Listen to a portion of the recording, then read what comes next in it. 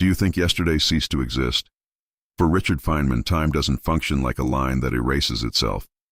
When you look at a fireplace, you're not just seeing a chemical reaction, you're seeing sunlight from years ago being returned to the present. Feynman's answer to why fire burns will shatter your perception of reality because it proves that the past is stored within matter, just waiting for a match to release it. Fire isn't creating heat, it's unearthing the past. Richard Feynman had an almost supernatural talent for unraveling the obvious and revealing the impossible. For him, a fireplace wasn't just a decorative object or a heat source. It was a time machine operating in broad daylight. Most of us grew up believing a convenient lie, that trees come from the earth. We look at a giant tree and think, it must have sucked all that substance from the ground. But science, through Feynman's fascinating explanation, admits that this is a monumental misperception. Trees don't come from the ground, they come from the sky. And fire? Fire is simply the universe returning what it borrowed. In The Tree That Came from the Air, Feynman explained that if you plant a tree in a pot and wait 30 years until it becomes enormous, and then weigh the soil in the pot, you'll see that the weight of the soil has hardly changed. So, where did all that wood, that solid, heavy mass, come from? Feynman's answer will shatter your perception of solidity. The tree is made of air. Through an almost miraculous process called photosynthesis, the tree captures carbon dioxide, CO2, from the atmosphere. It uses the energy of photons, particles of light that have traveled 150 million kilometers from the sun to here, to perform an atomic kick. The tree separates the carbon from the oxygen. It releases the oxygen back so we can breathe and stores the carbon to build itself. Almost no one stops to think about it, but wood is essentially air transformed into solid structure through the power of light. When you touch a tree trunk, you are touching a reservoir of carbon that has been sequestered from the sky. The sun trapped in chemical bonds. But what happens to the sunlight that the tree used to separate these atoms? It doesn't disappear. Science acknowledges the law of conservation of energy. Energy cannot be created or destroyed, only transformed. Feynman detailed that the photon's energy is imprinted on the chemical bond between the atoms of the tree. It's as if the tree were an organic battery that stores the past. Each piece of wood is a repository of solar energy from 10, 20, 100 years ago. The sun of a summer before you were even born is, at this very moment, stored within the wood fibers. Feynman described this with overwhelming scientific poetry. Fire isn't creating heat out of nothing. The heat you feel on your skin when you approach a flame is, literally, sunlight from years ago being released. The oxygen in the air is desperate to reunite with the carbon in the wood, and when they finally collide and fuse back into CO2, the light that was used to separate them back then is expelled outwards. Fire is the sun reincarnated in your present, the past that warms the now. This explanation by Feynman changes everything because it proves that the past hasn't disappeared. It has changed state. Almost no one talks about how fire is physical proof of the block universe. If the event of the sun shining years ago weren't a permanent reality in the fabric of space-time, there would be no energy to be released today. When you light a match, you are opening a crack in time. You are allowing the energy of a sunny afternoon in 1980 to escape from within a piece of oak and warm your hands in 2026. The tree is the archive, and the fire is the process of reading that archive. Feynman shows us that the universe has an impeccable memory. Nothing that the sun sent to Earth was lost. It was simply stored in wooden libraries, waiting for the moment to shine again. Yesterday is hidden in every object around you, in the form of potential energy. The atomic dance and the illusion of destruction. Many people look at fire and see destruction. Feynman looked at fire and saw a dance of return. For him, fire burns because the universe seeks balance. Carbon and oxygen love being together, and sunlight is what forcibly keeps them separated while the tree lives. Fire is the end of this separation. It is the romantic and violent reunion of atoms that were pushed apart by solar energy. In this process, the matter of the tree seems to disappear, transforming into smoke and ashes. But Feynman's science admits that the information and energy remain. The combined weight of the smoke and ashes is exactly equal to the weight of the wood and oxygen consumed. Fire does not erase the tree from the map of the universe. It only returns it to the state of air and light from which it came.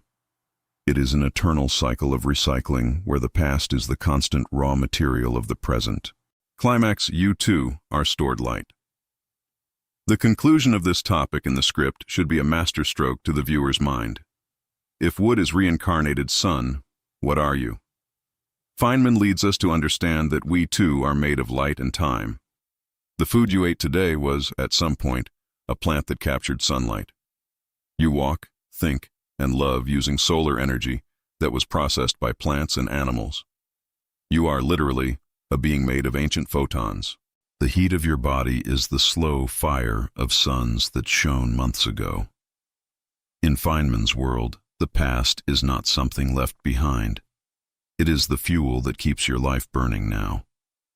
Understanding why fire burns is understanding that we are all made of pieces of the past, organized by a light that refuses to die. For Richard Feynman, fire was not merely an isolated chemical reaction. It was a window into the deeper structure of space-time. When he explained that fire is the release of accumulated solar energy, he was, in effect, describing how the universe remembers everything. Modern physics grapples with an uncomfortable mystery that Feynman embraced with enthusiasm: the concept of the block universe.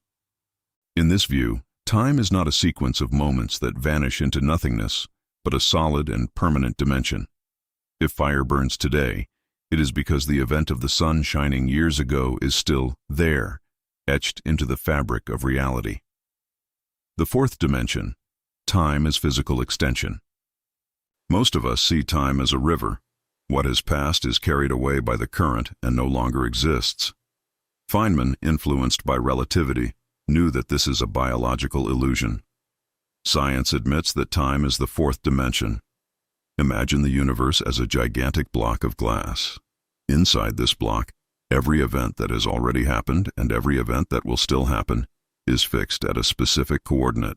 When wood burns in your fireplace, the past of that tree, the moment it absorbed light, and the present of the flame coexist in the universal block. The burning is not the end of a story, but the connection between 2 points on an eternal map. Feynman argued that the past hasn't disappeared. You've only changed your position relative to it. The energy that manifests in the fire is the physical link that proves that yesterday remains a solid and present part of the universal block. Nothing is lost because nothing truly passes. It is we who traverse the landscape of time. Unitary, the law that forbids. Forgetting Feynman was one of the greatest proponents of unitarity, a fundamental principle of quantum mechanics that states that information can never be destroyed. Almost no one talks about it, but if you could delete a single second of the past, all the mathematics of physics would collapse. The universe demands that the past be preserved so that the present makes sense. When fire consumes wood, it seems to destroy information. The shape of the fibers, the texture of the bark, the growth rings. But Feynman showed that this information wasn't deleted, it was merely scrambled. If we traced every molecule of smoke, every wave of infrared light, and every particle of ash, we could, in theory, reconstruct the entire tree. Fire is a process of data transformation, not annihilation. For Feynman's universe, the past is a book that has already been written. You can even burn the physical pages, but the content of the story remains imprinted in the quantum structure of the vacuum. The vacuum has memory, the record of flames. Feynman revolutionized physics with quantum electrodynamics, QED, showing that the vacuum is not nothing. It is an ocean of virtual fields and particles that interact with everything that exists. Every flame that has ever burned, every light that has ever shone, has left a permanent mark on these fields. Almost no one stops to think that the light from the fire you see now will travel through space forever. If an alien millions of light years away points a powerful telescope at Earth a millennium from now, they will be able to see the glow of your campfire today. This proves that your now instantly becomes someone else's indestructible past. Feynman saw this as proof that the vacuum acts as a silent witness. Fire doesn't erase the past. It scatters it throughout the cosmos, ensuring that information about that event is preserved in the radiation that traverses the void. In the vacuum, the story of fire is eternal. Time, reversal, and cosmic recycling. One of Feynman's boldest ideas was time symmetry. In fundamental equations, the laws of physics work both forwards and backwards. Fire burns wood to generate heat and smoke, but mathematically there is nothing to prevent the smoke and heat from combining to recreate the wood, except statistics, entropy. This theoretical reversibility reinforces the idea that the past is preserved. The universe knows how to undo the fire because it holds the original recipe. Feynman taught us that time is a two-way street at the atomic level. Fire is just one stage in an eternal dance where matter and energy change clothes, but the cast of atoms remains the same. The carbon that is smoke today was a tree yesterday, and the day before yesterday was part of a star. The block universe ensures that each atom carries with it the seal of all its past lives. The conclusion of this topic should be a revelation for the viewer. The fire is a visual reminder that we live in an eternal monument.